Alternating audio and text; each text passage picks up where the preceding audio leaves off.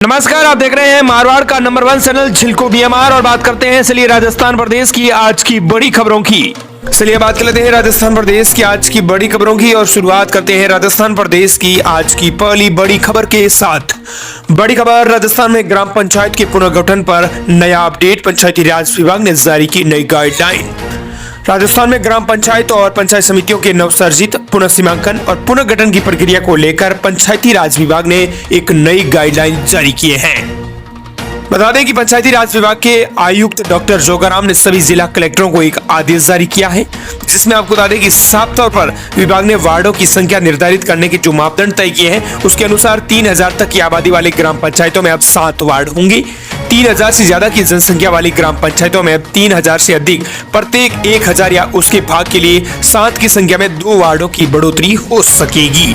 1 लाख तक की पंचायत समिति में होंगे 15 वार्ड। जहां जिन पंचायतों के अंदर 1 लाख तक की पंचायत समितियां हैं तो वहां आपको बता दें कि 15 वार्ड होंगे। पंचायत समितियों के पुनर्गठन में भी 1 लाख तक की आबादी वाली पंचायत समितियों में 15 वार्ड और 1 लाख से अधिक आबादी वाली पंचायत समिति में प्रत्येक 15,000 या उसके भाग के लिए 15 वार्ड की संख्या में 2 वार्डों की बढ़ोतरी किया जाना भी फैसला किया गया है। पंचायती राज विभाग के आयुक्त डॉक्टर जोगाराम ने सभी जिला कलेक्टरों को इस संबंध में आदेश जारी कर दिए हैं। अगली बड़ी खबर, देर से ऑफिस आने वाले कर्मचारियों की अब खैर नहीं, सरकार लेगी बड़ा एक्शन। राजस्थान के सरकारी कार्यालयों में विलंब से आने वाले और बिना अनुमति अनुपस्थित रहने वाले कर्मचारियों के खिलाफ अब कठोर से कठोर कार्रवाई की जाएगी, क्योंकि मुख्यमंत्री बजला शर्मा ने एक निर्देश दिया है कि सरकारी कार्यालय में आने वाली आम जन के कार्य जल्दी होना चाहिए, उन्हें इसमें कोई असुविधा नहीं होनी चाहिए। इसके लिए सरकारी कर्मचारी निर्धारित समय पर अपनी सीट पर बैठे समस्याओं का समाधान करें। आम जन को सरकारी योजनाओं का लाभ मिलना चाहिए और आवेदन प्रक्रिया की भी जानकारी दी जानी चाहिए। इस निर्देश की अनुपालना सुनिश्चित करने के लिए प्रशासनिक सुधार एवं समन्वय विभाग ने विभिन्न टीमों का गठन किया है, जो निरंतर कार्यालयों में जाकर फीडबैक ले रही है। अगली बड़ी खबर, रोडवेज में कंडक्टरों की कमी होगी दूर, सिविल डिफेंस के स्वयंसेवक बनेंगे कंडक्टर। राजस्थान रोडवेज में अब कंडक्टरों की कमी को दूर किया जाएगा। इसके लिए राजस्थान में रोडवेज ने एक बड़ा नया कदम उठाया है। अब सिविल डिफेंस के जो कंडक्टर है लाइसेंसधारी स्वयंसेवकों को अब रोडवेज बसों में परिचालक के रूप में नियुक्त किया जाएगा। जयपुर मुख्यालय से इस संबंध में आदेश भी मिल चुके हैं। इस योजना के तहत आपको बता दें कि रोडवेज के अंदर अब कंडक्टर को 766 रुपए प्रतिदिन और प्लस में 20 रुपए एक्स्ट्रा दिए जाएगा, उन्हें मानदेय दिया जाएगा। स्वयं सेवकों को केवल कंडक्टर का कार्य ही सौंपा जाएगा। यदि उनसे अन्य कार्य लिया जाता है तो संबंधित स्वयं सेवक का एग्रीमेंट तत्काल समाप्त कर दिया जाएगा और संबंधित अधिकारियों के खिलाफ अनुशासनात्मक कार्रवाई की जाएगी। स्टाफ की कमी के कारण राजस्थान के झालावाड़ डिपो की 18 बसें कोटा, जोधपुर, अलवर, बारा, भीलवाड़ा और चित्तौड़गढ़ डिपो में भेजी गई थी, लेकिन अब स्वयं सेवकों की नियुक्त करने से पहले उन्हें 35,000 रुपए सुरक्षा राशि है वो जमा करानी होगी, जिसमें 15,000 रुपए बस सेवा के लिए और 20,000 रुपए ईटीएम मशीन के लिए है। मशीन के नुकसान या चोरी की स्थिति में यह राशि काटी भी जा सकती है। अगली बड़ी खबर, 100 से ज्यादा टूरिस्ट लेकर 0 पॉइंट पहुंची पाकिस्तानी ट्रेन। भारत ने रेलवे स्टेशन निर्माण पर जताई थी आपत्ति। पश्चिमी राजस्थान की सटे पाकिस्तानी सीमा पर पाकिस्तान की एक ट्रेन 100 से ज्यादा टूरिस्ट को लेकर बॉर्डर पर 0 पॉइंट तक आ गई है। ये ट्रेन 9 फरवरी को आई थी। इस पर भारत ने ऐतराज किया है। पाकिस्तान ने 2005 में 0 लाइन के पास खोखरा पार, वर्तमान मारवी नाम से जाना जाता है, उस रेलवे स्टेशन का निर्माण भारत के ऐतराज के बावजूद किया था। बाड़मेर बीएसएफ के डीआईजी राजकुमार बसाटा ने बताया कि पाकिस्तान की ट्रेन मारवी स्टेशन पर आएगी और ये जानकारी पाकिस्तान ने हमें दी थी। बताया था कि टूरिस्ट ट्रेन आएगी। हमने एहतियात के तौर पर कहा है कि सुरक्षा का पूरा बंदोबस्त होना चाहिए, किसी भी तरह सीमा की गाइडलाइन का उल्लंघन न किया जाए। सीमा की तरफ से कोई नहीं आए, ये हमने एहतियात बरतने के लिए कहा था। उन्होंने इंश्योरेंस भी किया था। हमारी तरफ से हमने उस इलाके में एडिशनल चौकसी भी बढ़ाई थी। इस तरह की कोई भी हरकत होने पर वॉच टावर और 0 लाइन ग्राउंड पर चौकसी बढ़ाई जाएगी। बीएसएफ डीआईजी ने कहा है कि फिलहाल ट्रेन एक बार ही आई है। रेल का पहला फेरा पाकिस्तान में 0 पॉइंट रेलवे स्टेशन के ठीक पास पहुंचा, जहां यात्रियों को भारत की सीमा के करीब लॉकर बॉर्डर दिखाया गया। पाकिस्तान सरकार इसे थार पार कर इलाके के पर्यटन विकास की योजना बताकर प्रसारित कर रही है। इसमें बड़ी खबर, पूर्व मुख्यमंत्री अशोक गहलोत बोले, मेरे वक्त भी फोन टैपिंग के आरोप लगे, मैंने इसका सदन में जवाब दिया था। सीएम बजला शर्मा भी इसका जवाब दे, भाव क्यों नहीं ले रहे हैं। मंत्री किरोड़ीलाल मीणा के फोन टैपिंग के आरोपों और बीजेपी की तरफ से उन्हें नोटिस देने के मामले में सियासी आरोप प्रत्यारोप का दौर जारी है। पूर्व सीएम अशोक गहलोत ने कहा कि विपक्ष सदन में सरकार से मांग कर रहा था कि वास्तविकता क्या है।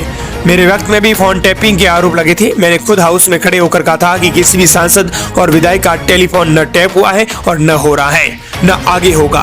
अगर टैप नहीं हो रहा है तो मेरी तरफ से सीएम अजलास शर्मा भी गृह मंत्री है, सदन के नेता है, उनको मेरी तरह बात करने का भी भाव क्यों नहीं आया। गहलोत ने कहा कि क्यों नहीं।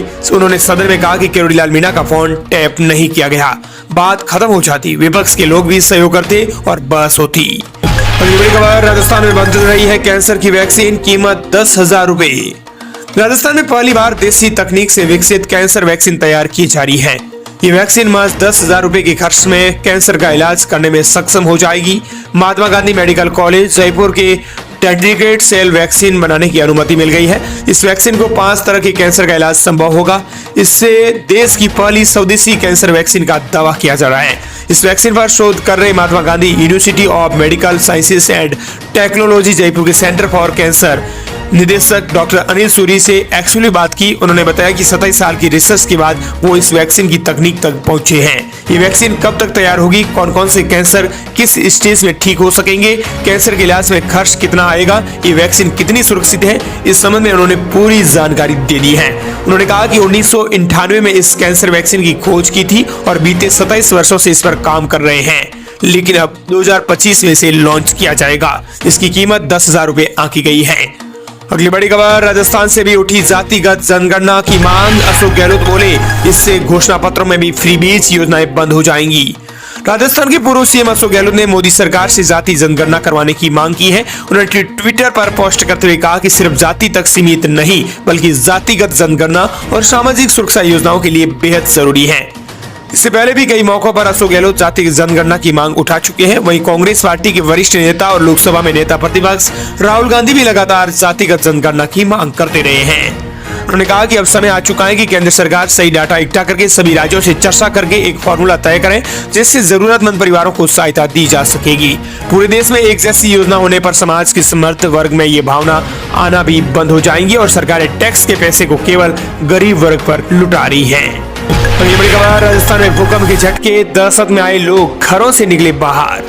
राजस्थान के जालोर और सिरोही जिले में गुरुवार को भूकंप के झटके महसूस किए। भूकंप के झटके महसूस होते ही लोग घरों से बाहर नजर आए। बता दें कि हालांकि अभी तक भूकंप की तीव्रता और केंद्र की आधिकारिक पुष्टि तो नहीं हो पाई है। जानकारी के मुताबिक राजस्थान में गुरुवार 5:30 बजे जालोर और सिरोही जिले के कई इलाकों में 3 से 4 सेकंड तक भूकंप के झटके महसूस किए गए। अचानक धरती हिलने से लोग दहशत में आ गए और अपने घरों से बाहर निकल गए। लोगों ने एक दूसरे को फोन करके हालचाल पूछा और शुक्र है कि अभी तक किसी भी जनहानि की सूचना है वो नहीं पहुंची है और नहीं मिली है। बड़ी खबर, पूर्व मुख्यमंत्री सचिन पायलट ने महाकुंभ में लगाई डुबकी। संगम में स्नान के बाद बोले, प्रयागराज में लग रहे महाकुंभ में कांग्रेस नेता और राजस्थान के पूर्व उप मुख्यमंत्री सचिन पायलट ने डुबकी लगाई है। इसके अलावा राजस्थान के राज्यपाल और विधानसभा अध्यक्ष सहित कई प्रमुख पार्टियों के नेता प्रयागराज में जाकर महाकुंभ में स्नान कर चुके हैं। सचिन पायलट ने कहा कि आस्था और आस्था के प्रतीक महाकुंभ में मैंने स्नान किया है। इस पवित्र अवसर पर देश प्रदेश की प्रगति एवं खुशहाली की भी मैंने कामना की है। अगली बड़ी खबर, कांग्रेस प्रदेश अध्यक्ष गोविंद सिंह डोटासरा बोले, किरोड़ीलाल मीणा पर बोलने पर एमएलए के दोस्त के घर 20 अफसरों की टीम पहुंची। कांग्रेस प्रदेश अध्यक्ष गोविंद सिंह डोटासरा ने गुरुवार को सरकार पर गंभीर आरोप लगाए हैं। उन्होंने कहा कि विधानसभा में जो विधायक सरकार के खिलाफ बोलता है उसके पीछे एजेंसियां लगाने का ट्रेंड शुरू हो चुका है। किशनगढ़ विधायक विकास चौधरी ने विधानसभा में किरोड़ीलाल मीणा और सीएम अजलास शर्मा को लेकर बोला था।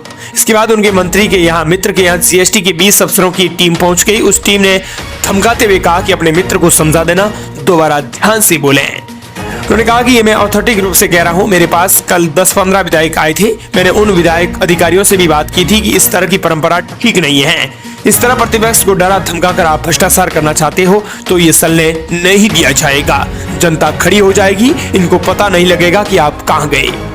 उन्होंने कहा कि बजट आने दीजिए, हम इनकी हालात क्या बनाते हैं। बजट चोरी का आरोप भी किरोड़ीलाल मीणा है वो लगा रहे हैं। लूटो खाओ मौज उड़ाओ की संस्कृति भाजपा लेकर आई है। ये आरोप कांग्रेस प्रदेश अध्यक्ष गोविंद सिंह डोटासरा ने लगाए हैं, लेकिन इसके जवाब भी जल्द ही कांग्रेस प्रदेश अध्यक्ष गोविंद सिंह डोटासरा को मिलेगा।